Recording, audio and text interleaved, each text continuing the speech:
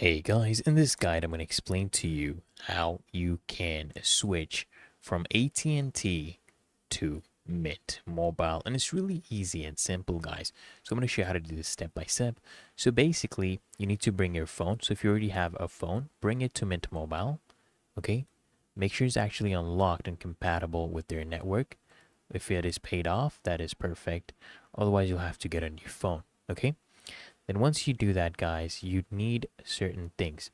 You need your billing zip code, you need your AT&T account number, and your AT&T transfer PIN, okay? So what you need to do after that, once you bring that in to Mint, okay, bring that into them and then choose a plan. They have a bunch of different plans. They have a 5 GB plan, 10 GB plan, 15 and 20 GB plans, also unlimited plans.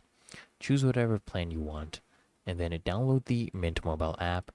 Okay, pay for it right here, and then now we need to activate it. Once you download the Mint Mobile app, okay, just download the app from the App Store or Google Play Store, follow their on-screen instructions, and then what you can do is activate it. You can either choose a physical SIM or an eSIM, and then just follow the steps, guys, step by step, and go ahead and activate your SIM, pay for the plan, and you will have your Mint mobile number. Really that easy and simple, guys.